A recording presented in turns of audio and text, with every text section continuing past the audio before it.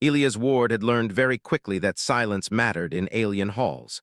The grand chamber of the Aurelian Conquered was shaped like a rising spiral, its walls glowing softly with living crystal.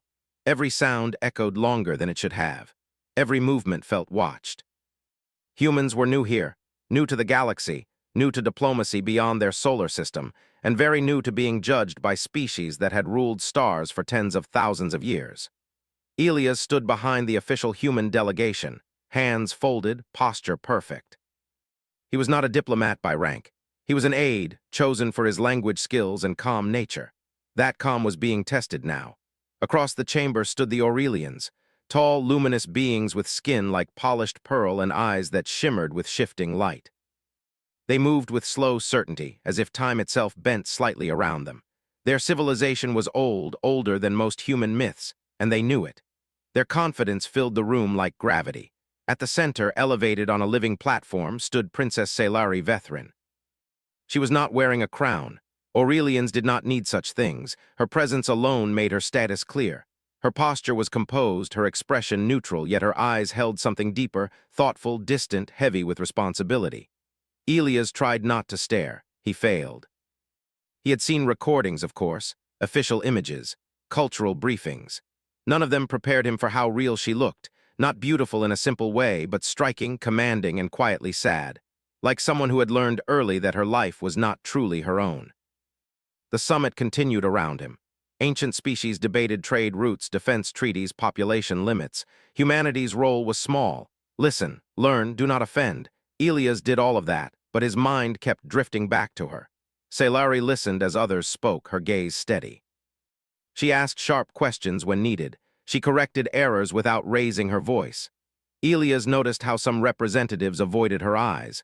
Others watched her too closely, calculating. She was not just a princess. She was a future ruler. And rulers, Elias knew, rarely married for love. The thought came uninvited, soft, and foolish. He shifted his weight, leaning slightly closer to the translation console. He told himself it was just nerves. Humans often talk to themselves when nervous. He did it quietly, barely moving his lips. "I hope I could wed her," he whispered, almost like a joke meant for no one. The words were harmless, meaningless, just air, or so he thought. The chamber went still. At first, Elias thought he imagined it. The low hum of the crystal walls faded. The murmurs stopped. Even the ever-moving lights dimmed slightly. Then he felt it, attention. Slowly, impossibly slowly, Princess Scifi turned her head. Her eyes found him instantly, not scanning, not searching, locking. Elias froze. His breath caught in his chest. His mind raced backward, replaying the last few seconds, hoping desperately that he had said nothing at all. She stepped down from the platform. Gasps rippled through the chamber. Aurelians did not interrupt summits. Royal heirs did not move without reason. The human delegation stiffened, panic flashing across their faces. Scifi stopped only a few paces from Elias. She looked at him calmly, her expression unreadable. Her voice, when she spoke, was clear and resonant, carrying without effort. "I accept." For a heartbeat, no one moved. Then chaos. Voices erupted in dozens of languages. Lights flared along the walls, shifting to warning tones. Several delegates rose from their seats in protest. The Aurelian counselors exchanged sharp glances, their controlled expressions cracking. Elias felt the blood drain from his face. He hadn't meant this wasn't, he tried to speak, but no sound came out. Scifi turned slightly, addressing the council before anyone could stop her. "The words were spoken," she said. "They were sincere, and they were heard." One of the elder counselors stood, his voice edged with disbelief. "Princess, you cannot be serious. The humans spoke in ignorance. This was not a formal declaration." Scifi's eyes did not leave Elias. "He spoke with honesty," she replied. "That alone gives weight." Elias finally found his voice. "Your Highness," he said quickly, his words clumsy but respectful, "I didn't mean to cause offense. I didn't know anyone could understand me. I swear I never intended." She raised one hand and the room quieted again. "I have studied your language," she said, "and your people. You whisper truths when you think no one listens. That is rare among the stars." The human ambassador stepped forward, pale but controlled. "Princess Scifi, humanity apologizes for any misunderstanding. We do not presume." "This is not a misunderstanding," Scifi said gently but firmly. "This is a consequence." That word echoed louder than any alarm. The council erupted again, this time sharper, angrier. Ancient laws were being invoked, protocols older than written memory. Elias caught fragments through the translator, binding acceptance, irreversible acknowledgement, biological and political implications. His knees felt weak. Security drones glided closer, not threatening but alert. He wondered if he was about to be arrested, or worse, return to Earth as the man who ruined humanity's first alliance. Selari finally turned back to him. "You are afraid," she observed. "Yes," Elias admitted honestly. There was no point pretending. A flicker of something crossed her face. Relief, perhaps. "Good," she said softly. "Then you understand the weight of what has been done." The summit was suspended within minutes. Delegations were escorted out under heavy guard. Humanity was separated from the others, ushered into a quiet chamber of smooth stone and pulsing light. Elias sat alone. No one spoke to him, not his superiors, not security. They were all too busy arguing, calculating damage, trying to understand how one whispered sentence had shaken an interstellar order. Time passed strangely in Aurelian space. Minutes felt stretched, thoughts spiraled. Had he doomed Earth? The door opened without sound. Selari entered alone. She dismissed the guards with a gesture and stood across from him. Up close, her presence was overwhelming, not threatening, but intense, like standing too close to a star. "I did not trap you," she said, as if reading his thoughts. "You may still refuse." Elias swallowed. "Then why say you accept?" "Because I wanted to," she replied simply. She moved to the crystal window, gazing out at the distant stars. "My people are fading, not dying, but narrowing. We chose perfection over change, stability over growth. It is costing us more than we admit." Elias listened, silent. "Humans are different," she continued. "You survive chaos, you adapt, you bond across difference instead of erasing it. When you spoke, you did not calculate power, you did not consider advantage, you hoped." She turned back to him. "That is why I answered." Elias exhaled slowly. "I'm not a hero, I'm not important, I don't even know if I deserve to stand in the same room as you." Selari studied him for a long moment. "That," she said, "may be the most important thing about you." Outside, the galaxy waited, watching, judging, ready to react. And Elias Ward, an ordinary human, realized his quiet hope had just become something far bigger than himself. Elias did not sleep. The room given to him was calm, almost too calm. The walls glowed with a slow rhythm like breathing light. The temperature stayed perfect, never warm, never cold. It was meant to soothe. It did the opposite. His mind would not stop moving. Every few moments, his thoughts returned to the same image, Princess Selari standing in the council chamber, turning toward him, saying those two words with such certainty. "I accept." He pressed his hands together, resting his forehead against them. Back on Earth, this would have been a misunderstanding, an awkward moment, maybe an apology and a laugh later. Here, among ancient stars and laws older than humanity itself, it had become something dangerous. A soft tone filled the room. The door opened. This time it was not Selari. 3 Aurelians entered, their forms tall and formal. Their skin shimmered with muted colors, showing restraint.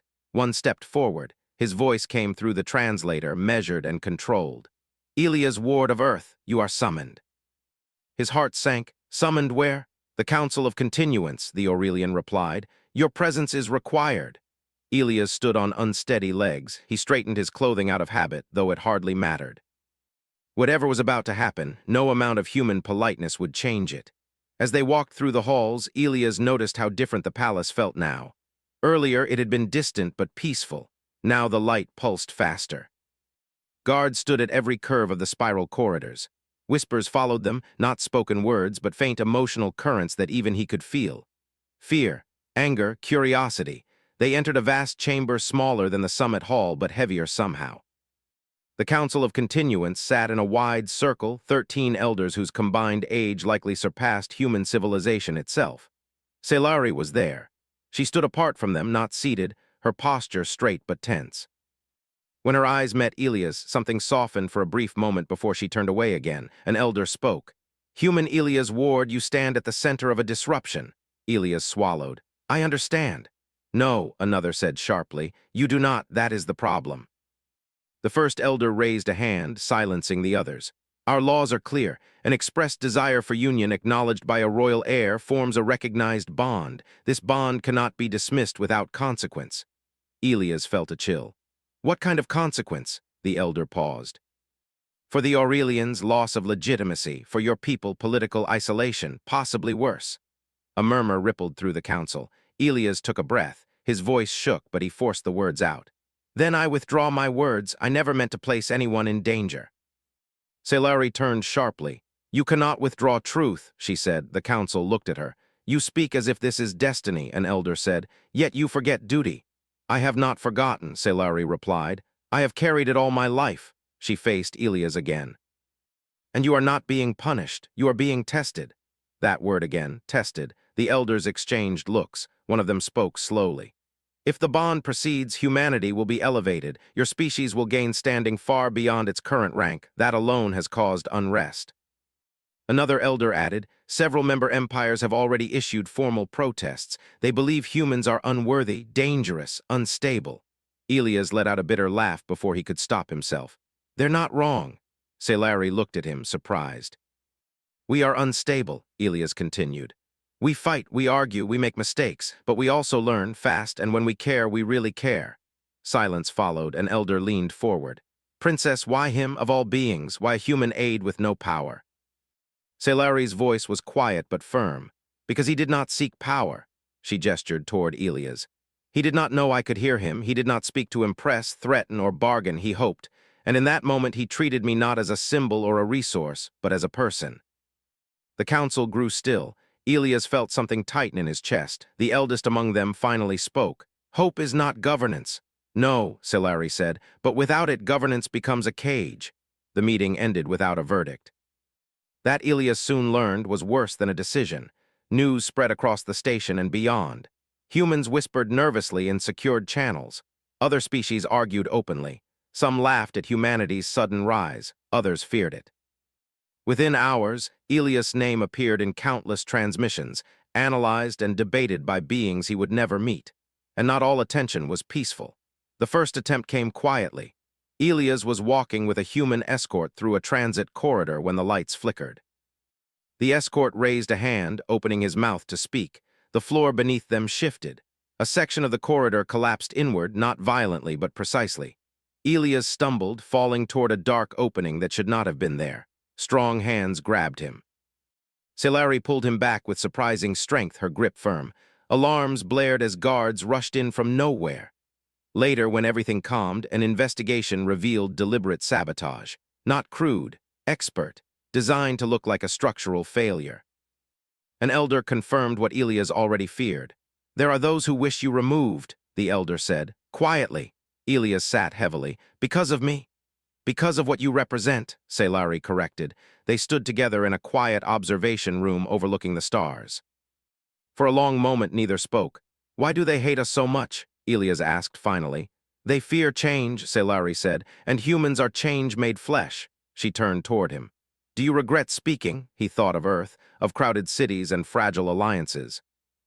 Of humanity's long history of being underestimated and surviving anyway.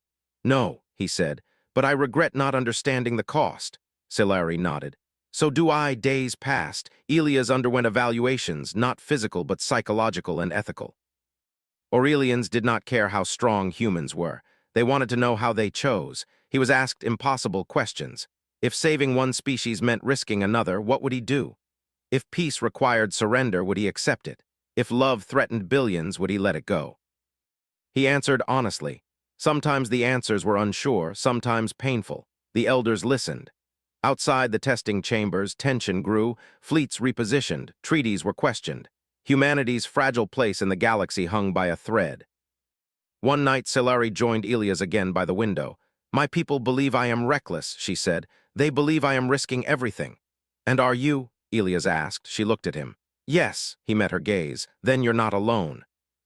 For the first time since this began, she smiled, not as a princess, but as someone choosing her own path. Far beyond the station, forces were moving. Some hoped the bond would fail. Others hoped it would break humanity. None of them yet understood what humans did best when pushed into impossible situations. They endured, and they adapted, and they surprised the universe.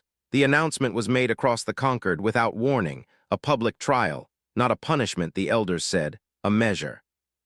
A way to judge whether the bond between a human and an Aurelian royal could be allowed to exist without tearing the balance of the galaxy apart. Elias stood on a raised platform in the central arena, his hands open at his sides. Around him, thousands of beings watched, some present in physical form, others projected as shifting light and symbols. Species from every corner of known space had come to see this moment. A human, alone, judged by the stars. Scifi stood across the arena, not beside him. That hurt more than Elias expected, not because he felt abandoned, but because he understood why it had to be this way. If she stood with him, the trial would be seen as protected. If she interfered, it would mean failure. She met his eyes once, briefly. He nodded. The first elder's voice echoed across the arena. This trial will test worth, not strength of body, but strength of choice. The floor shifted. The arena dissolved into light. Elias found himself standing in a wide chamber with no walls, only floating images. A voice spoke, not aloud, but inside his thoughts. Scenario 1. An image formed, two worlds, one advanced, one struggling. A limited resource hovered between them. You may save one, the voice said. The other will fall. Elias felt his chest tighten. He had studied theoretical ethics, but this felt real, too real. Can I divide the resource? He asked. No. Can I delay the decision? No. He closed his eyes. Then I choose neither, he said. The observers reacted instantly. Confusion, disapproval, anger, the voice pressed. That is not an option. It is, Elias replied, because the question is wrong. The images flickered. I won't decide who deserves to live based on advantage, he continued. If the system only allows one to survive, then the system is the problem, not the people inside it. Silence followed. The images vanished. The voice spoke again, quieter. Noted. The second trial began without pause. Elias now stood in a simulated command center. Alarms rang. A fleet was under attack. His fleet. The enemy was stronger. Retreat would save his ships, but leave a civilian colony exposed. Aurelians' believed leaders must choose efficiency. Humans' believed leaders must live with consequences. Elias opened fleet-wide communication. All ships, he said calmly, form defensive line. Evacuate civilians first. A warning flashed. Losses would be high.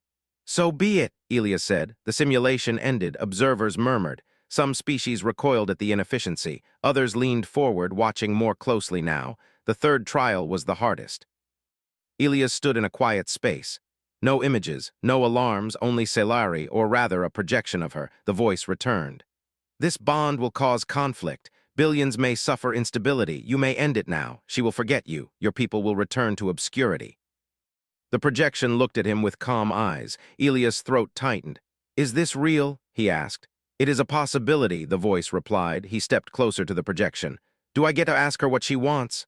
No, he laughed softly, sadly. Then you still don't understand us. The observers leaned in. I won't decide someone else's future without their voice, Elias said.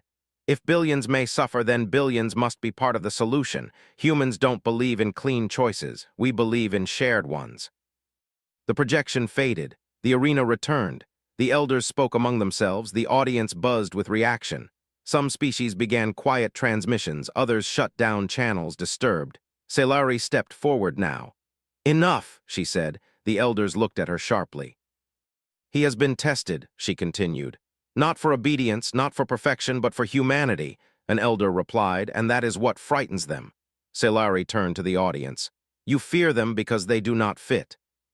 Because they refuse to simplify life into numbers and outcomes, because they care even when it costs them. She gestured toward Elias. That is not weakness. Before the elders could respond, the arena lights flared red. An alarm, real this time. A transmission cut through all channels. This is the Sovereign Coalition, a harsh voice announced. The trial is a distraction. Humanity's rise is unacceptable. Step away from the human princess or this station will suffer consequences. Gasps spread through the crowd. The Sovereign Coalition was ancient, powerful, and ruthless. They had opposed humanity's inclusion from the beginning. Fleet signatures appeared on the outer sensors. They were not bluffing. Panic threatened to spread, but Scifi raised her voice. You threaten a neutral council, she said. You risk uniting every empire against you. The voice laughed. Only if they believe the human is worth it. All eyes turned to Elias. For the first time, he truly understood. This was not about marriage. It was about whether humanity mattered. Elias stepped forward, his voice steady. You want me to step away? He asked the transmission. Fine. Scifi turned sharply. Elias, he continued, I'll leave the station and the bond if that's what it takes to stop this. The sovereign voice paused. You would abandon power so easily. Yes, Elias said, because that's the difference between us. Silence followed, then unexpectedly another transmission cut in. This is the Threxian Union, a deep voice said. We stand against the coalition. Another followed. The Kesh Accord agrees. One by one, voices joined, not because of treaties, because they had watched the trial. They had seen a human refuse easy answers, refuse power without consent, refuse to treat lives as numbers. The coalition withdrew. Their fleets vanished from the sensors. The arena erupted not in cheers, but in something deeper, recognition. The eldest Aurelian elder stood slowly. The trial is complete, he said. He looked at Elias. You have not proven that humanity is safe. Elias' heart sank. You have proven, the elder continued, that humanity is necessary. Selari let out a breath she had been holding for days. Elias felt his knees weaken, relief crashing over him. The bond was not yet sealed. There would still be resistance, still danger. But something had changed. As Elias and Selari stood side by side at last, the galaxy saw them not as a scandal, but as a question. One the universe could no longer ignore. And humanity, once again, stood at the edge of something impossible, not by conquest. But by choice, the galaxy did not settle after the trial. It shifted. News of what had happened spread faster than any official report. Not just the threat, not just the fleets, but the choices. The way a single human had stood in front of empires and refused power when it came without consent. That unsettled many. Elias felt it in the days that followed. Wherever he went inside the station, eyes followed, some curious, some respectful, some cold. Humanity was no longer invisible, and that came with danger. The council delayed its final judgment. They said it was for careful consideration. Elias knew better. The elders were divided, and division among beings that old was rare and dangerous. Selari visited him often now, though always with witnesses nearby. Tradition still held strong walls, even as cracks began to show. They spoke quietly when they could. You changed the balance, she said once as they stood by the wide window, stars drifting past like slow fire. I didn't mean to, Elias replied. That is why you did, she said. Despite the calm tone, tension built beneath everything. The sovereign coalition had withdrawn but not surrendered. Reports came of movements at the edges of conquered space. Small incidents disrupted trade. Silent pressure, someone wanted the bond to fail. The final attempt came without warning. Elias was returning from another council session when the station lights cut out completely. True darkness fell, not the soft dim of Aurelian design, but absolute absence. Alarms screamed. Gravity wavered. The station shuddered as if struck by an invisible hand. Emergency lights snapped on, bathing the corridors in harsh red. Sabotage, a guard shouted.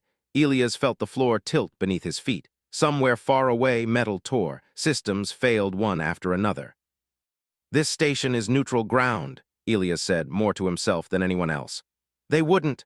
They would, Selari said sharply. She was beside him now, having appeared out of the chaos like a force of nature. If they believe neutrality has ended. Explosions rocked the outer ring, not large enough to destroy the station, but precise enough to cripple it.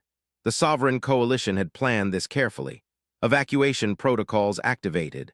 Panic spread among the gathered species. Old rivalries flared in the dark. Accusations were shouted. Blame flew fast, and always, inevitably, it returned to one word. Human. Elias saw it in their eyes. Selari saw it too. She stepped forward, her voice cutting through the noise. Stop! The command carried weight. Even in crisis, Aurelians listened to their royalty.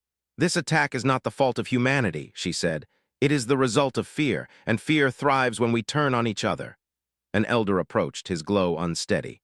Princess, the bond has brought war to our door. Selari did not look away. No, it revealed a war that already existed. Another explosion shook the station harder this time. Hull breach alarms wailed. There is no more time, the elder said. You must choose. Selari closed her eyes for a brief moment. When she opened them, the galaxy changed. I renounce sole claim to the throne, she said. The words hit harder than any explosion. Silence spread outward, swallowing sound. The elder stared at her. You cannot. I can, she replied calmly. And I do. Gasps echoed from every corner. Even Elias felt stunned. I will not rule alone, Selari continued. I will not inherit a system built on fear of change. If the conquered survives, it must evolve. she turned to Elias. And if the bond survives, it will not be one of dominance, but partnership. Elias took a step toward her. Scifi, you don't have to. I choose to, she said softly. As you did. The elders withdrew, arguing fiercely among themselves. Tradition shattered in real time. No law fully covered what she had just done, but one thing was clear. She had removed the greatest fear. Humanity would not gain power through her crown. The sovereign coalition's narrative collapsed instantly. Without royal elevation at stake, their justification vanished. The attack slowed. External pressure eased. Fleets pulled back, sensing the shift. Emergency teams worked through the station. Species that once ignored one another now cooperated, sharing technology, manpower, ideas. Humans worked alongside Aurelians, Threxians, Kesh, and more. They adapted quickly, improvising solutions where ancient systems failed. Elias watched it all with quiet awe. This was humanity's true strength, not the bond, but the way they connected. Hours later, the crisis ended. The station stabilized. Casualties were minimal. Damage was contained. The sovereign coalition faded back into shadow, their gamble lost. The council reconvened for the final time. This time there was no spectacle, no arena, no trial, just truth. The eldest elder stood. The bond between Elias Ward and Scifi Vethrin stands. Murmurs rippled through the chamber. Not as a political elevation, the elder continued. Not as a weapon, but as a symbol. He looked directly at Elias. Humanity will not be raised above others. Nor will it be kept below. The elder paused. Humanity will stand equal. Elias felt his breath leave him in a rush. Equal, not special, not feared, seen. Scifi turned to him, her expression calm, steady, free. Later, much later, when the crowds had dispersed and the galaxy had taken its first cautious step forward, Elias and Scifi stood alone again by the window. No guards, no councils, just stars. I never planned this, Elias said quietly. Neither did I, Scifi replied. They stood in comfortable silence. Do you regret it? He asked. She considered the question. The cost was high, the risk remains, but regret. She shook her head. No, she looked at him. Humans change things simply by being present. You do not bend easily. You do not remain what you were. Elias smiled faintly. We don't really know how to stop. That may be the galaxy's greatest challenge, she said, and its greatest hope. Far beyond the station, worlds adjusted, old powers recalculated. New alliances formed, not around fear, but around shared survival. Humanity did not conquer the stars. It did something far more dangerous. It inspired them. And in the quiet space between galaxies, a whisper once spoken without thought had become a future chosen together. Not by force, not by destiny, but by hope.